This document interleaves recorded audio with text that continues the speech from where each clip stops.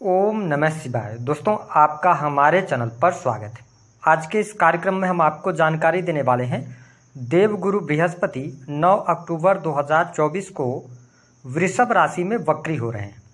तो बृहस्पति के वक्री होने का प्रभाव कर्क राशि वालों पर किस प्रकार से पड़ने वाला है, आने वाले 119 दिनों में बृहस्पति के वक्री होने से आपके निजी जीवन में, साथ ही आपके करियर में किस प्रकार के बदलाव होंगे, विस्तार से इस वीडियो में हम चर्चा करेंगे। सबसे पहले ये जानते हैं कि बृहस्पति कब से लेकर कब तक वक्री हो रहे हैं। तो बृहस्पति 9 अक्टूबर 2024 से लेकर 4 फरवरी 2025 तक वृषभ राशि में वक्री होंगे। देखिए, जब भी कोई ग्रह वक्री होता है तो जो ग्रह वक्री हो रहा है उसमें फल प्रदान करने की जो क्षमता होती है उसमें वृद्धि हो जाती है।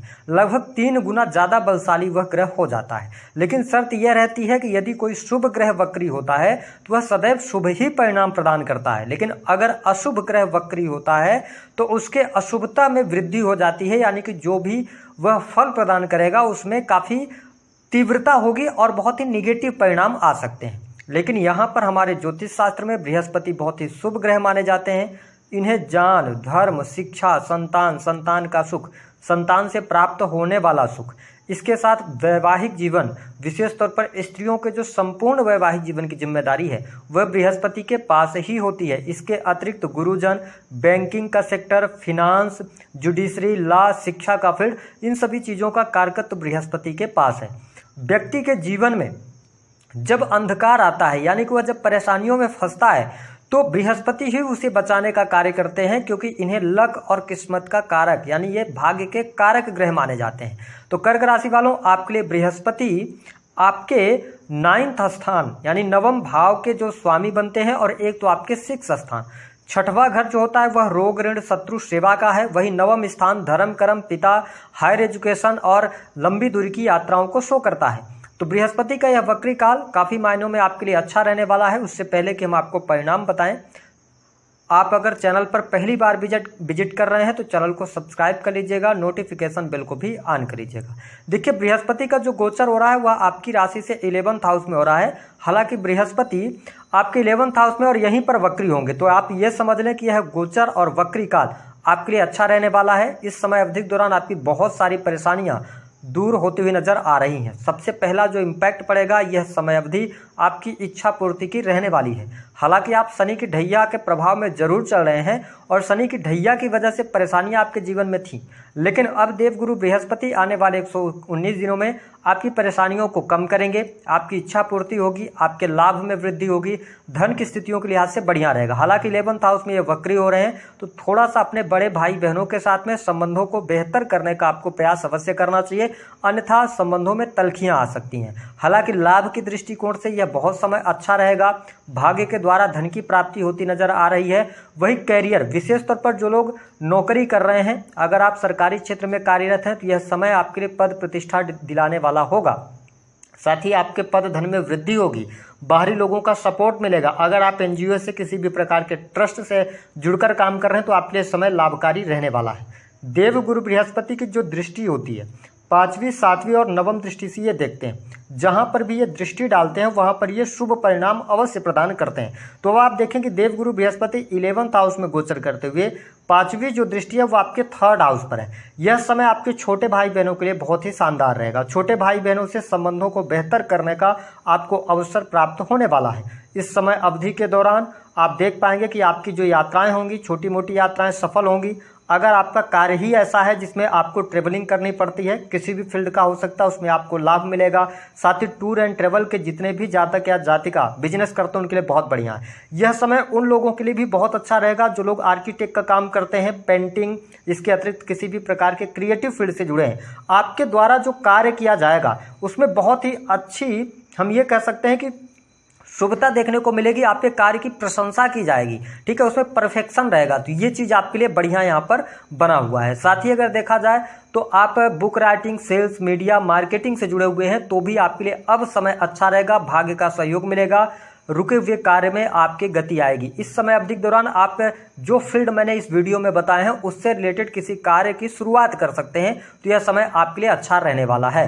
अगर देखा जाए तो देवगुरु बृहस्पति सातवीं दृष्टि से आपके पंचम स्थान को देखेंगे। अच्छी बात यह रहने वाली है कि पंचम स्थान जो होता है ना, ये किसी भी प्रकार के क्रिएशन का होता है। तो आप इस टाइम फ्रेम के दौरान कुछ नई चीज करने जा रहे हैं, अपने जीवन के अंदर कुछ नई चीजें पढ़ेंगे, कुछ नई चीजें आप करते नजर आएंगे। इसके साथ ही स्टूडेंट विद्यार्थियों के लिए यह समय बहुत ही बढ़िया है। अगर आप रिसर्च के फील्ड से जुड़े हैं या आप किसी भी प्रकार की पढ़ाई कर रहे हैं, आप अच्छा प्रदर्शन करेंगे, पढ़ाई लिखाई में आपका मन लगेगा, पढ़ा हुआ आपके लिए याद होता हुआ नजर आएगा। तो यह स्थिति बहुत बढ़िया है। साथ ही जो स्टूडेंट हैं कर्क लग्न अथवा कर्क राशि, आपकी विशेष तौर पर जुपिटर जिन क्षेत्रों को रिप्रेजेंट करते हैं, जैसे कि मैंने बताया शिक्षा के फील्ड के अंदर, ठीक है, जुडिशरी का फील्ड हो गया, लॉ के फील्ड की आप पढ़ाई कर रहे हैं, तो आपके लिए यहाँ पर कॉम्पिटिटिव एग्जाम में सफलता प्राप्त होने के योग बनते हैं। काफी अच्छी स्थिति बनी हुई है। साथ ही जो लोग इनकम टैक्स डिपार्टमेंट के अंदर या इससे रिलेटेड किसी भी प्रकार की पढ़ाई लिखाई अथवा कॉम्पिटिटिव एग्जाम देंगे, उनको सफलता अवश्य प्राप्त होगी।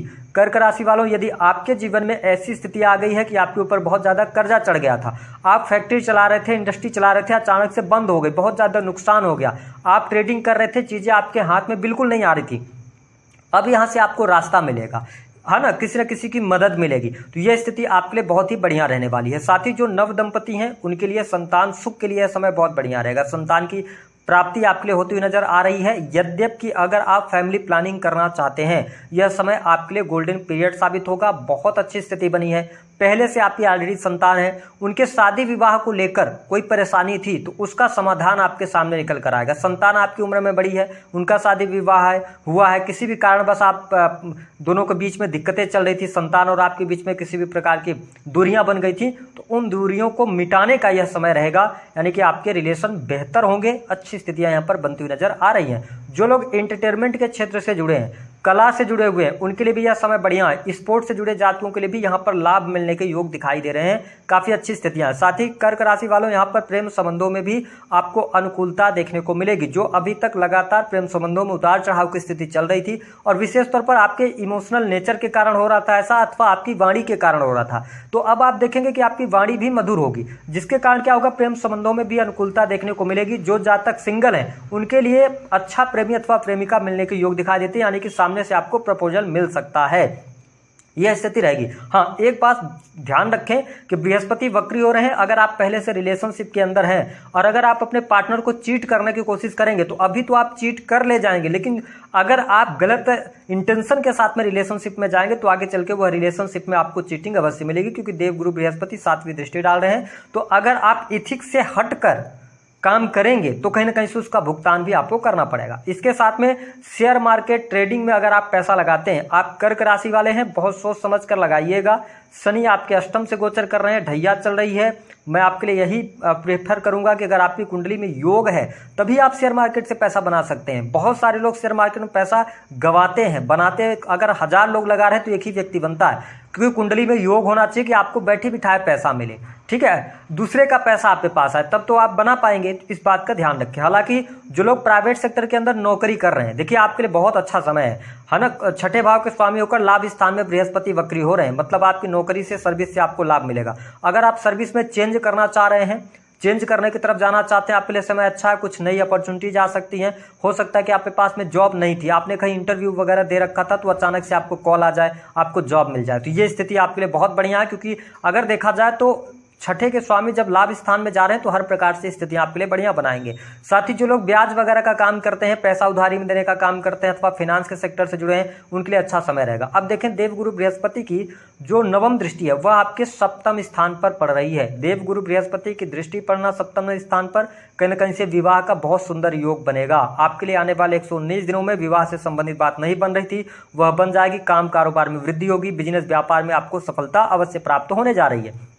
हाँ, नवम स्थान में जब बृहस्पति की दृष्टि पड़ रही है तो आप नए कार्य व्यवसाय की शुरुआत कर सकते हैं।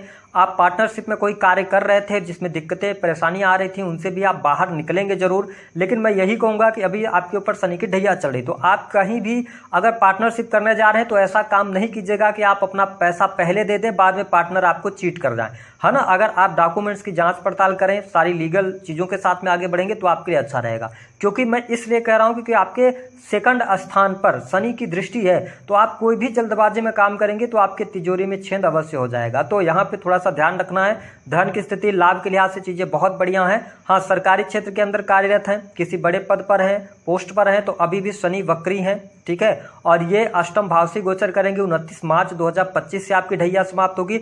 तो आपको अपने पद का दुरुपयोग नहीं करना है, आप लालच में नहीं आइएगा, क्योंकि देवगुरु बृहस्पति जब 11th हाउस में वक्री हो रहे हैं तो आपकी इच्छाओं को ये बढ़ाने का काम करेंगे। तो यहाँ पे थोड़ा सा आप ध्यान दीजिएगा कि अपनी इच्छा पूर्ति के लिए गलत ट्रैक पर आप न चले जाएं। बाकी धर्म कर्म के साथ में अगर आप जुड़े रहते हैं, धार्मिक क्रियाकलापों से जुड़े हैं, तो आपको लाभ मिलेगा। गुरुजनों का सम्मान करें, गुरुजनों के साथ में अगर सानिध्य आपको करने का मौका मिलता है तो यह समय अच्छा है। जो लोग विदेशी भूमि से जुड़े हुए हैं, विदेश जाना चाहते हैं, उनके लिए भी समय अनुकूल रहेगा। लंबी दूरी की यात्राएं भी आप कर सकते हैं। तो कुल मिलाकर अगर देखा जाए तो बृहस्पति का जो वक्री काल है, कर्क राशि वालों भले ही ढैया चल रही हो, लेकिन आपको बेहतर परिणाम अवश्य प्राप्त होगा। हाँ, ढैया के कारण थोड़ी सी परेशानी रह सकती है। अपने स्वास्थ्य का आपको ध्यान रखना है, तनाव आपको ज़्यादा नहीं लेना है।